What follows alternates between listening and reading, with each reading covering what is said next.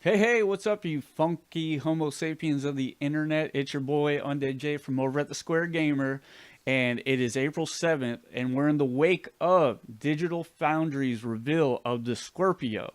And much like the internet likes to do, we've started a whole new console war. This time, it's PlayStation Pro versus the Scorpio.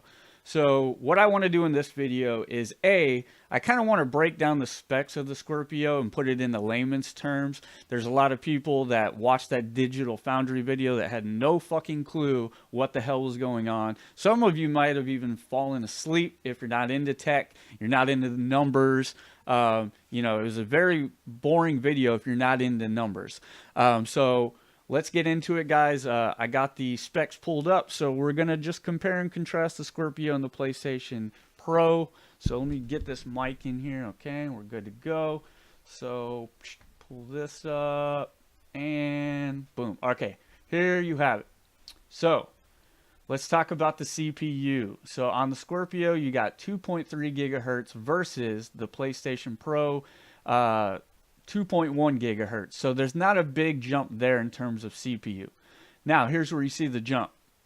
GPU, you have the Scorpio with 1172 megahertz versus PlayStation Pro's 911 megahertz. So it's got a better GPU. So that means it's going to, games are going to run smoother. The UI is going to be snappier. Everything's just going to be more cohesive and just work better on the Scorpio. Memory, you got 12 gigabytes on the Scorpio versus 8 gigabytes on the PlayStation Pro. So there's another big jump. Memory bandwidth, you got 326 gigabytes versus only 218 gigabytes on the PlayStation Pro. So that's another huge jump. And then on the hard drive, they both have 1 terabyte. And then the optical drive, the Scorpio has a 4K Blu-ray player, whereas the Pro just has a traditional Blu-ray player, which shocked a lot of people when that got announced, actually. It even surprised me. I'm surprised that they just put a traditional Blu-ray player.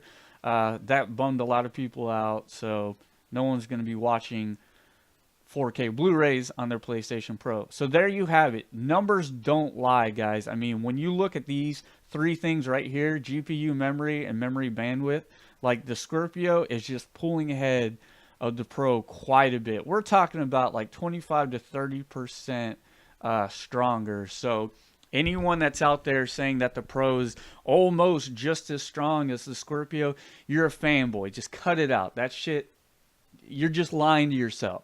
Why even lie? Who cares? I mean, Microsoft came out. They did what PlayStation did. They swung for the fences. They put a lot of power into this thing, and they made an awesome console. Now, next thing that I want to talk about in this video is what it'll take for Microsoft to sell the Scorpio. So there's a lot of things in Microsoft's way this holiday season. And the biggest thing, you have Nintendo, who just launched their new console this year, which is quite a big difference in price. So, insiders are saying that the Scorpio should cost somewhere in the $500 range, which sounds about right. You're paying a premium price for a premium console. Whereas with the Nintendo Switch, it's not this graphical beast. So, obviously it's a lot cheaper. It should be about $150 cheaper. Not to mention that on Nintendo, you got Breath of the Wild and you got the Mario Odyssey game coming out later this year. So if Microsoft wants to sell the Scorpio later this year at that price point, they really had to come out at E3 and just games. Like, that's what the echo chamber is on the internet, and I hate to feed into the echo chamber, but it's true. But to kind of capitalize on what I mean by that is we need to see new and interesting ways to play. It can't just be the next Halo game, the next Gears of War game, the next Forza game. Like, if that was going to sell the Scorpio, then the Xbox One would be selling great, because you've gotten those games.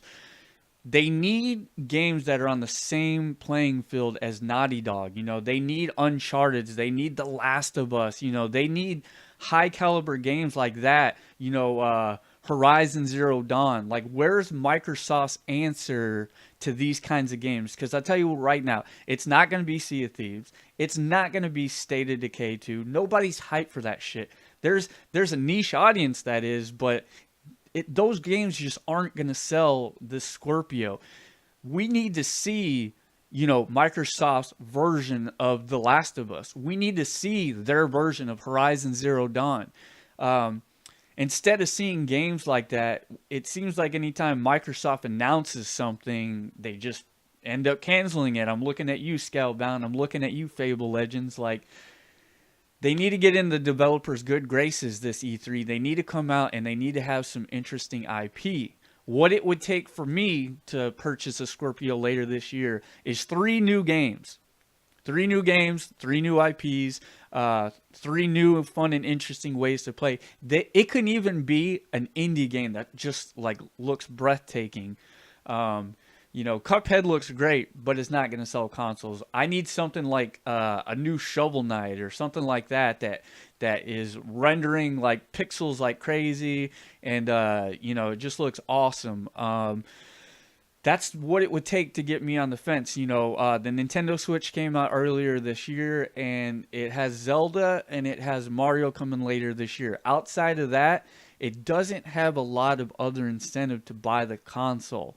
I need to see the Switch announce some stuff at E3, like maybe another Metroid. If you give me a Metroid on top of Breath of the Wild and Mario, then I'm probably going to purchase the Switch. But to get 1 or 2 games, I just can't do it. But if you give me 3 games, that kind of has already justified the purchase of a console. Now with the Scorpio, you're talking about another $150 price tag. So I might need to see like 3 bigger games and like, a couple smaller games. Right now to kind of weigh the two, I would be pro Switch, if they did add like a Metroid game, just because the price tag is more, where it needs to be for me. And with the Switch, you do have the option to take the handheld on the go, so that's another plus. So if I was Microsoft, I'd kind of be shaking in my boots a little bit. I hope this ends up paying off for them. I hate to see a console come out and fail. I really hate that, because it's just bad for the industry as a whole. Because then you have these developers who start getting scared to take chances, and like if Sony keeps getting in the good graces of all the developers and everyone wants to develop for Sony, eventually they'll get complacent, and all of a sudden we'll start to see more of the same instead of seeing developers take chances. We're seeing some new interesting games come out, like Nier Automata. Like, that game looks super interesting. For Honor looks great. Like, I want to see Microsoft succeed.